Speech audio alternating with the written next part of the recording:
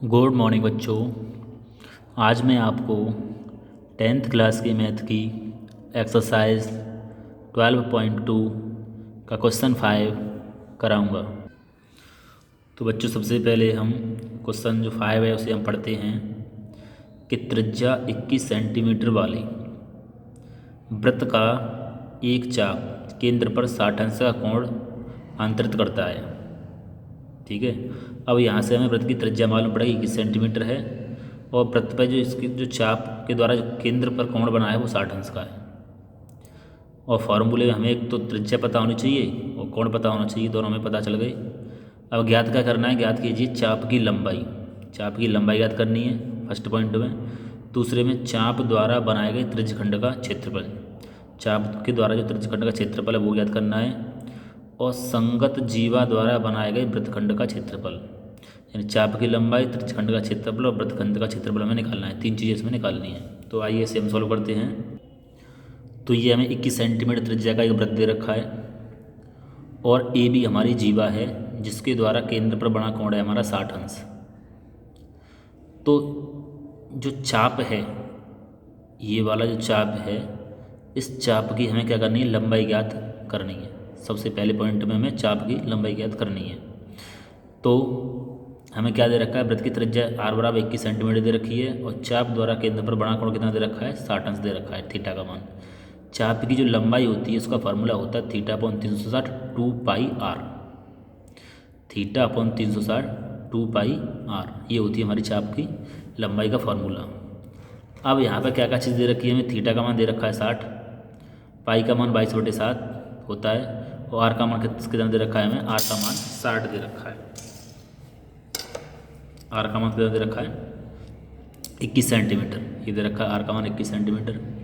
अब 60 से 360 को काटेंगे तो 6 बार कट जाएगा और 7 से 21 ये कटेगा 3 बार। तो 2 गुणा 22 गुणा 3 ये बच गई और 6 नीचे आ गए। अब 3 से हम 6 को काट देंगे, 2 बार कटेगा, 3 दूनी 6 और 2 से 2 को काट देंगे तो कितना बचेगा, 22 सेंटीमीटर। ये हो गई हमारी चाप की लंबाई 22 सेंटीमीटर। पहला भाग हमारा निकल के आ गया। अब निकालना है हमें त्रिज्यखंड का क्षेत्रफल। त्रिज्यखंड कौन सा है, ओ।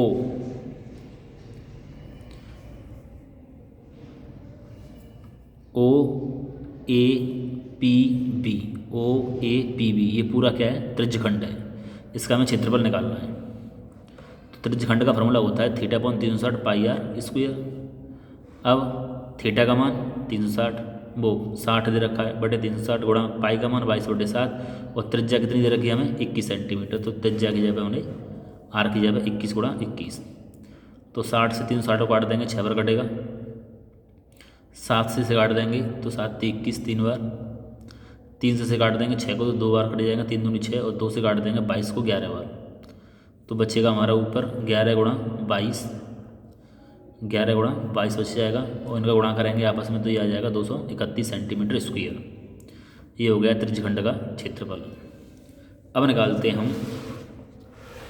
वृत्तखंड का। तो वृत्तखंड इसमें क्या दे रखा है हमें, सबसे पहले हम वृत्तखंड दें ए पी बी। ये वृत्त जो वृत्तखंड है ये वाला हमारा क्या है, वृत्तखंड है। इतना जो दे रखा है ये है हमारा वृत्तखंड ए पी बी। अब इसका हम निकालेंगे क्षेत्रफल। तो इसका क्षेत्रफल क्या होगा कि त्रिज्यखंड के क्षेत्रफल में से हम समबाहु त्रिभुज का क्षेत्रफल हम घटा देंगे। इसका निकाल के पहले हम इसके लिए हमें पूरा त्रिज्यखंड का क्षेत्रफल निकालेंगे ओ ए पी बी का, और इसमें से हम जो त्रिभुज है इसके क्षेत्रफल को घटा देंगे। तो ये त्रिभुज कौन सा बनना है, समबाहु त्रिभुज है। समबाहु त्रिभुज क्योंकि कोण कौन सा बनना है इसका, 60 अंश का कोण बनना है। ये 60 है, ये भी 60 होगा, ये भी 60 होगा। तो त्रिभुज का 3 कोणों का कितना होता है, 180 होता है। तो ये भुजा और ये भुजा बराबर है हमारी 21 और 21। तो क्या करेंगे, इसमें हम फॉर्मूला लगा देंगे त्रिज्यखंड ओ ए पी बी का क्षेत्रफल माइनस समबाहु त्रिभुज ओ ए बी का क्षेत्रफल। तो इसका जो ओ ए पी बी का जो क्षेत्रफल है हमने निकाल लिया पहले से, कितना निकल के आया था 231। सेकंड वाले पॉइंट में हमने ये निकाल लिया है त्रिज्यखंड का क्षेत्रफल 231। अब तो त्रिज्यखंड की क्षेत्रफल की जब कितना आ गया 231 और समबाहु त्रिभुज का क्षेत्रफल होता है √3/4 भुजा का स्क्वायर। तो √3/4 और भुजा दे रखी है हमें उसमें 21 सेंटीमीटर। तो भुजा का स्क्वायर है, 2 बार लिख दिया, 21 गुणा 21। अब 21 का 21 में गुणा कर देंगे तो 441 हो जाएगा। और √3/4 ये दे रखा है और माइनस से पहले 231, और यही हो जाएगा हमारा आंसर सेंटीमीटर स्क्वायर वृत्तखंड का क्षेत्रफल। तो बच्चों हमने तीनों पार्ट इसके सॉल्व कर लिए हैं। तो इस तरीके से सवाल हमारा कंप्लीट हुआ। इस सवाल को अपनी नोटबुक में नोट कर लें और इसका रिवीजन करें। ओके बच्चों, धन्यवाद।